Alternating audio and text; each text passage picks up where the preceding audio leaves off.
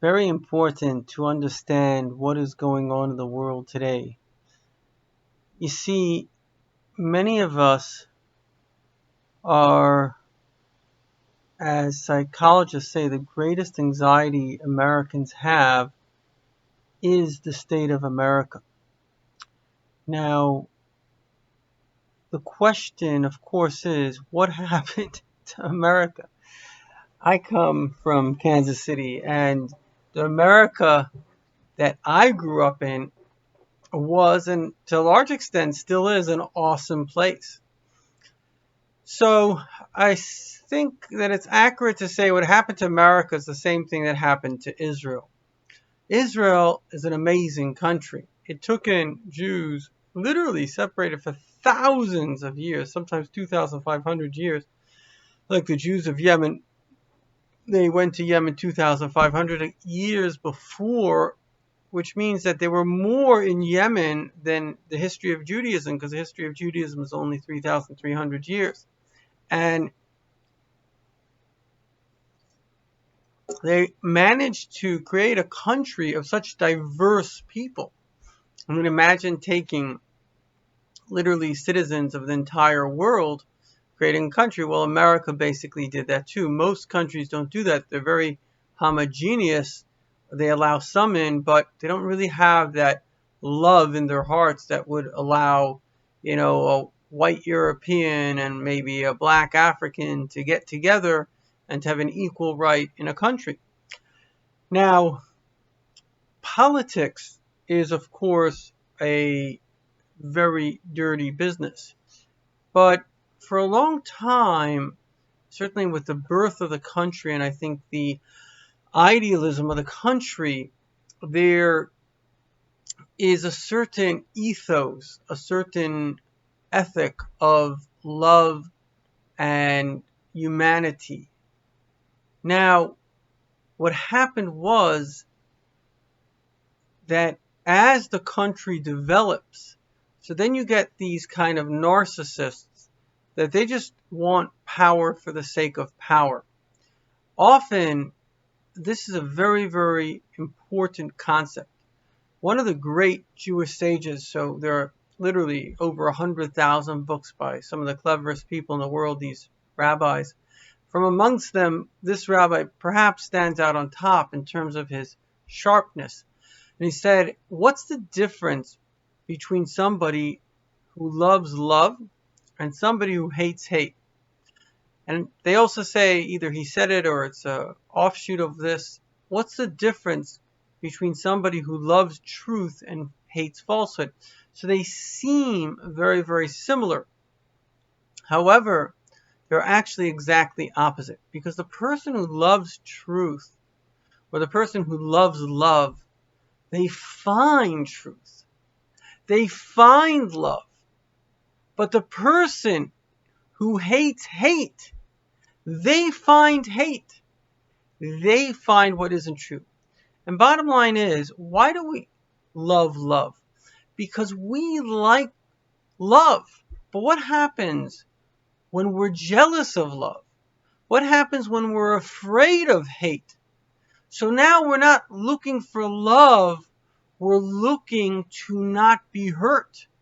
And therefore, just like when a person is in love, they see everything that they love. So let's say a shoe, a person who designs shoes, he looks at shoes, he thinks, that's a good shoe, that's this shoe.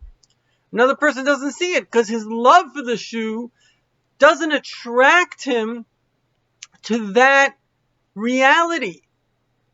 However, if a person hates shoes, let's say they had a traumatic experience, or for example, I was once walking by a wall and this Doberman Pinscher literally barks 2 inches over my head. It gave me a trauma.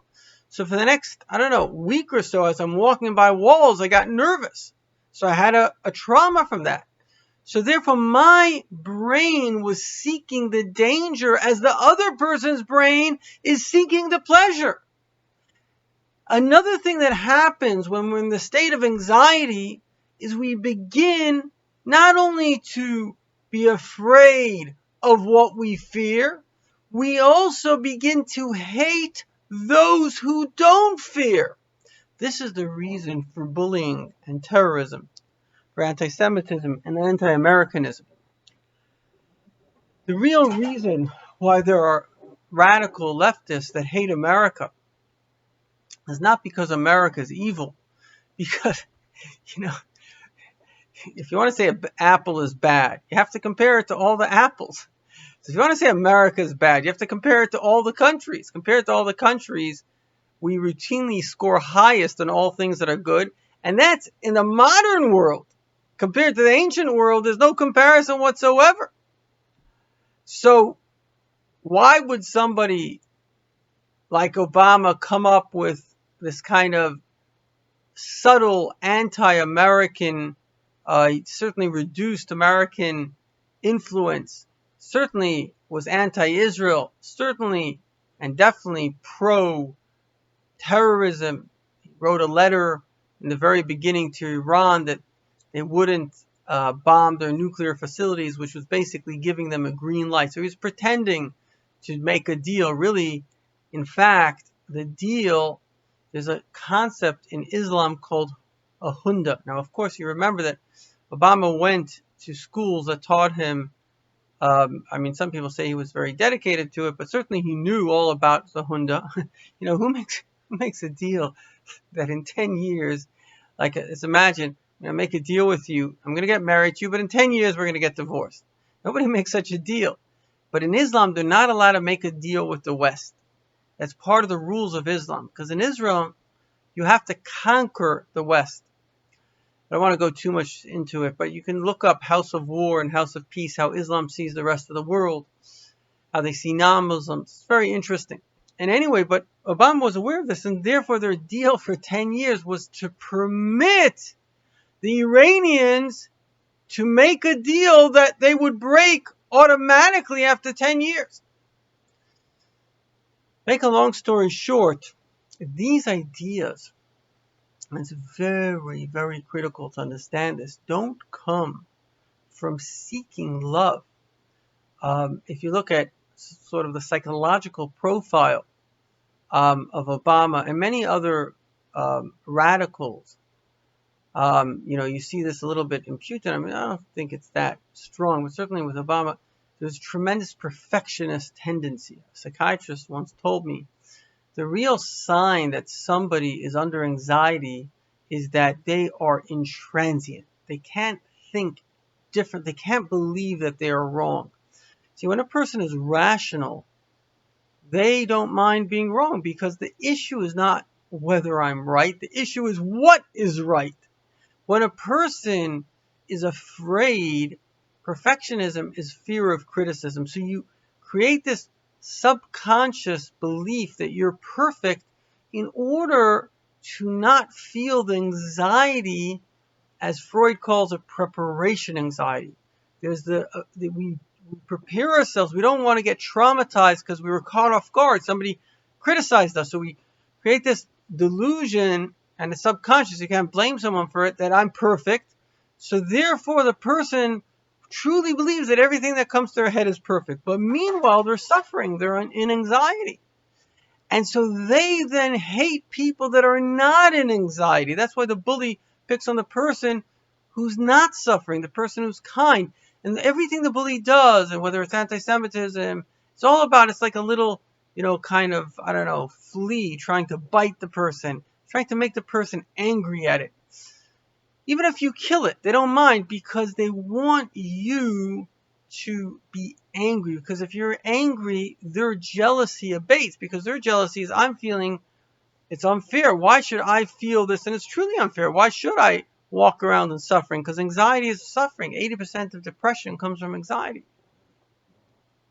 So to make a long story short, we have to discern between hate and love, between the desire for what is right, the desire for life. And the problem with politicians, particularly those who are basically, never mind the radicals, but certainly I believe in this in Israel, usually the leftists certainly now have become radicals, and they influence the society into hating. And if every single day, How did, the Germans, they had a 50%, listen to this, 50% intermarriage rate. So you can't say that the Germans were anti-Semitic. 50, I mean, 50% of, I don't know if you can say all of Germany, but it was a massively integrated society. Jews were they were even in the parliament. There were even Jews who voted for Hitler. Nobody could imagine the anti-Semitism of Hitler.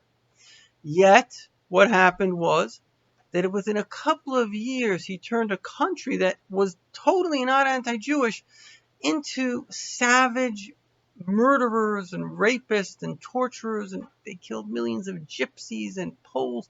Unbelievable evil. Why? Because he controlled the media. And the same thing is, and I urge you very, very, very strongly, why am I happy? I'll tell you why I'm happy. Apart from the fact that I'm fortunate to do meaningful work, and I study Hasidus, Jewish mysticism, that gives me joy. But you see, 2 weeks before the election, this is 2016, I got so sick of the Trump-Clinton media circuit, because the media is paid, as they say in Judaism, to hack shayak, just to say the same thing again and again and again. If anybody remembers, when it was coming to the year 2000, there was a Y2K bug. For a year, they're going on, Y2K, the world's coming apart, Y2K. The second that it didn't happen, they just went to the next subject. Because they're paid to sow fear. They're paid to make people anxious. They're paid to mess up people's lives. So that's why most people, the greatest anxiety people have, psychologists say, is the state of America. And so when I went off the media, doesn't mean I don't look at a headline. You can see the entire article in a headline. If you go into the article, that's when you'll start getting depressed, because it sucks you in. It gives you the negativity. In 1 second, you can get the entire. These days, you have Drudge Report, you have aggregates. 1 second, you can see the headlines. You can see exactly what's going on. Now, the bottom line is that if you engage with negativity, what do you think is going to happen to you? Words are not innocuous. Words are energy. I'm going to prove this to you. I hate you. So you might feel a negative thing. I love you so much. You have no idea. You're the most beautiful person in the world. Now you feel something positive. It's not the words you say, because I could say the same thing, I love you or I hate you, in a negative or a positive tone. It's the tone of voice. It's the emotion that the word carries. And when everything you hear and everything you see is negative, we are sponges. Every soul, in fact, everything has a soul in it. Even a rock, plant, it's all been proven. There are studies on water. You can Google Emoto. Certainly animals. We feel positivity. We feel negativity. And what happens is we then imbue it in ourselves like a sponge. We suck it in. If that water is poisonous, we're holding that. And that energy has to become part of us. The sin that Adam did, which is he ate the fruit of knowledge, the sin that he did was he peered into the realm of evil. And because the realm of evil is narcissism and its ego, it looked attractive. And as he got attracted to it, it sucked his soul and connected to him. And our job is to discern between what is good and what is bad, what is loving, what is hating. The first thing you have to do, if you want to be a normal person, you have to get rid of the media, television, movies. It's all violence. Pornography. What is pornography? It is the debasement of women. It is the complete humiliation of another being. Many jokes. It's funny because you're mocking. The ego feels good about it. Any group which its modus operandi is what's wrong with the other group, it itself is sick to the core, because you should be promoting what is right. Promote a good vision. And those people that promote good visions, they have something to share. And so in conclusion, the world, exactly what God told us in the Bible, He made it. He says, I've made good and evil, light and darkness. That's to paraphrase His exact words, life and death. I do think He said good and evil. And He said, choose life.